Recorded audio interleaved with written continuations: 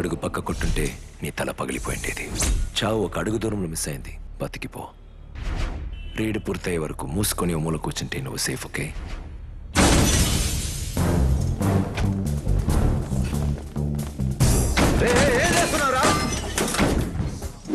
నువ్వు ప్రాణభిక్ష పెట్టినందుకు అప్పు తీరుస్తున్నా. Good evening sir.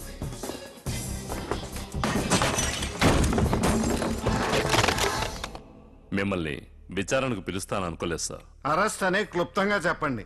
ఉండండి, రాజీనామా ఢిల్లీకి పంపిస్తున్నాను.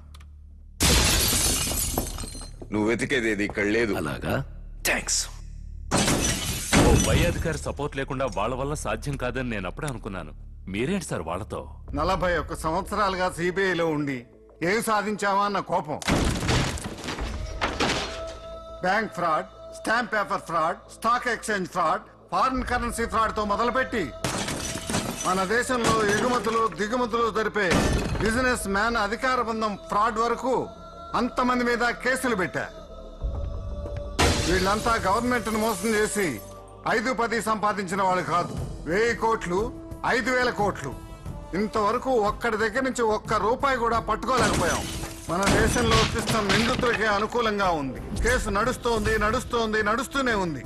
ఇట్లా ఇండియాలో ఒక సంవత్సరానికి ఎకనామిక్ అఫెన్సెస్ ద్వారా చేరే డబ్బు మాత్రం 1,20,000 కోట్లు.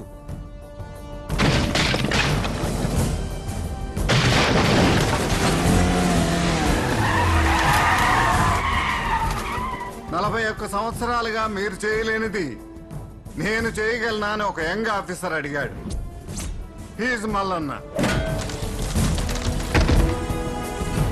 తప్పుడు మార్గంలో సంపాదించే ఒక్కొక్క రూపాయి నోట్లోనూ ఒక్కో పేదవాడి పేరు రాసి ఉంటుంది. పంచి పెడదాం సార్. కన్నీళ్లతో 2 పేదవాళ్ళు కృతజ్ఞత చెబితే చాలు. 41 సంవత్సరాలు సర్వీస్ చేసిన ప్రశాంతత దొరుకుతుందంటే నాకిప్పుడు ఆ ప్రశాంతత దొరికింది.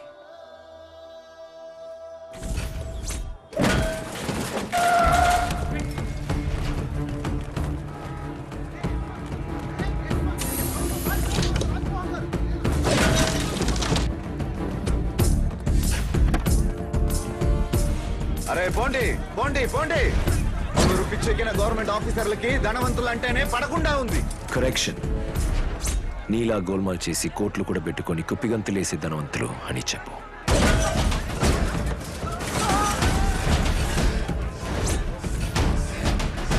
ఈ అమ్మాయి నీ కోసం బస్సులో ప్రైవేట్ డాన్స్ ఆడడానికి ఎంత ఇచ్చావు? 30 లక్షలు. దీంతో 200 పేద పిల్లల్ని దత్తత తీసుకోవచ్చు. లేదా నీ కంపెనీ చుట్టూ ఉన్న 2-3 గ్రామాల్ని దత్తత తీసుకోవచ్చు. కష్టం అనుకుంటే నువ్వు ఉండే వీధినైనా దత్తత తీసుకోవచ్చు. అదీ కాదంటే నీ కింద పనిచేసే 2 కుటుంబాలనైనా దత్తత తీసుకోవచ్చు. ఆ విధంగా ఆలోచించుంటే మన దేశంలో సంపాదించిన దాన్ని విదేశాల్లో సంపాదించినట్టు లెక్క చూపించి ఇంత డబ్బుని విదేశీ బ్యాంకుల్లో దాచిపెట్టాలనిపించదు. రాజకీయ నాయకుళ్ళ మాట్లాడకు. ఆధారాలతో నిరూపించు. ఇక్కడే ఇప్పుడే వీళ్ళ ముందరే ఊరేసుకుంటాను.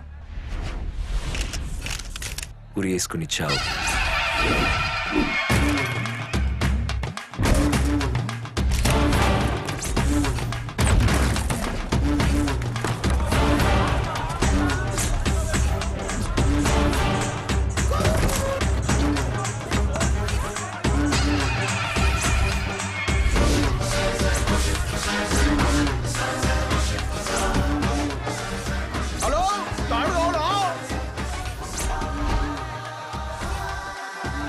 ఇటువంటి పెద్ద మనుషులు ఇప్పుడు మన జాతి గుర్తులు.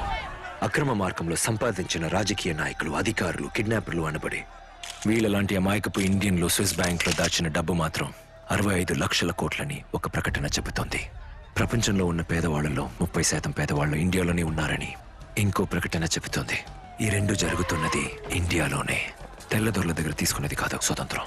ఇటువంటి వాళ్ళు విదేశీ బ్యాంక్ లో దాచించిన ఇండియా డబ్బు ఎప్పుడు ఇండియాకి తిరిగి వస్తుందో అప్పుడే నిజమైన స్వాతంత్రం. అది జరిగే రోజు ఇండియాకున్న అప్పులన్నీ తీర్చి దేశంలో ఉన్న ఒక్కో కుటుంబానికి 1 లక్ష పంచివచ్చు. ఆ రోజు వచ్చే వరకు వీడిలాగా ఫ్రాడ్ చేసి డబ్బు దాచేవాడు దాస్తూనే ఉంటాడు. పేదవాడు ఇంకా పేదవాడు అవుతూనే ఉంటాడు.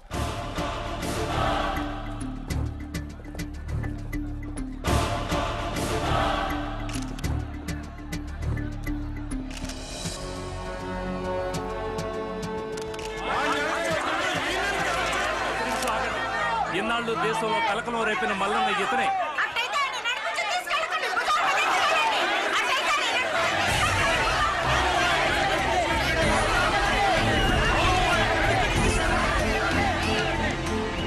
మోసం చేసి సంపాదించిన డబ్బుని పంచిపెట్టినందుకే దేవుణ్ణని పొగుడుతున్నారు.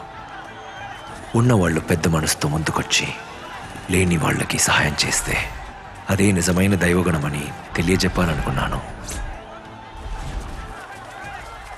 మల్లన్నగా నటించాను. ప్రజల నమ్మకాన్ని ఉపయోగించుకున్నాను. నా భర్త ఆపరేషన్కి సహాయం చేసింది మల్లన్నేనండి. కానీ ఈ మల్లన్న కాదండి, నేను మొక్కే ఆ దేవుడు మల్లన్న.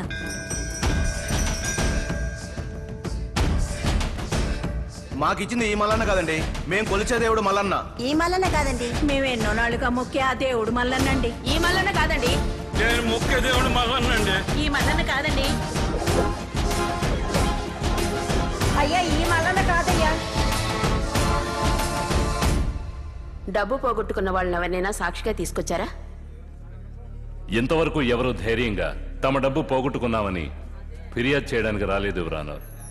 తీసుకున్నది నిజం, ఇచ్చింది నిజం. ఇచ్చిందంతా ఎక్కడి నుంచి తీసుకోబడ్డదన్న విషయం మాత్రం ఈ కోర్టు గ్రహించింది. ఆర్థిక నేరాలు చేసిన వాళ్ళ దగ్గర నుంచి డబ్బు రాబట్టి ప్రభుత్వానికి అప్పజెప్పాల్సిన